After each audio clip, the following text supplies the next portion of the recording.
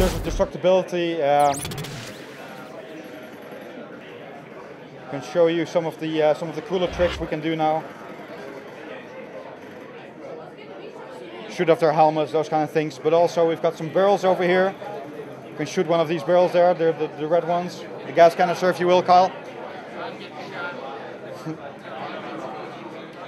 Shoot one of these gas canisters.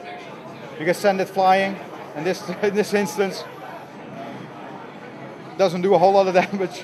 If you're trying with one of these, you get these funny situations. It's something we call happy accidents. Want to make sure that once all these mechanics start falling into place, you get all these different kinds of situations, and you get these neat tricks. So sometimes these kind of things will help you, and other times it'll work completely against you. Same with the enemies. I mean, some of the systems that we've implemented there is where you're hitting the enemies with the hit responses and everything. If they're firing their weapon at that point, they will continue to fire their weapon while they're dying, but their bullets are actually active still. So if they're actually firing while dying, you can see physics objects flying around, you can see destructibility, they can actually shoot at destructibles, all those kind of things. So really want to make sure that everything feels like it should. We're going for something we like to call Hollywood realism.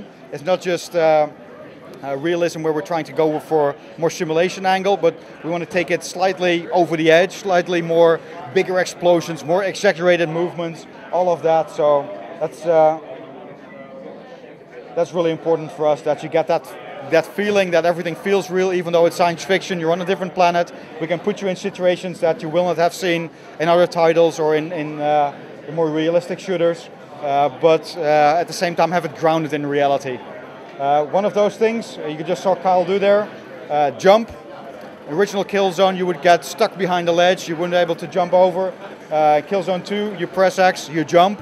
But we wanted to keep that, again, grounded in reality. That means you're jumping, but you can't fire your weapon at that point.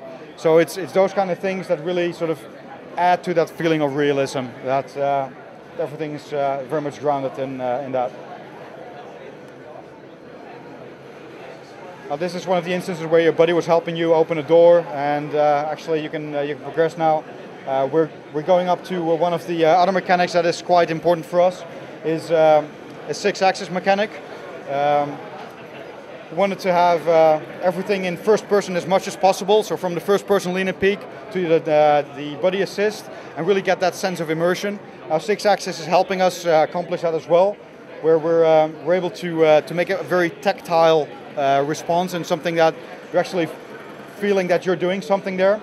So if we walk up to this valve right here, this is just one example of what we're doing, but with the by holding the buttons, the shoulder buttons, and then letting go again and just rotating the controller, you can rotate this valve.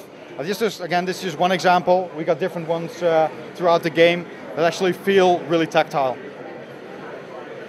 This brings us pretty much to the end of the demonstration we've got here. We've got lots more different environments, lots more different kinds of gameplay scenarios that the player will encounter. But this is really all we've got to show for you today. What can we expect to see at E3? At E3, we're taking up a couple of steps. We're going to take a couple of steps further. We're going to show you some of the more exciting new gameplay scenarios we've got.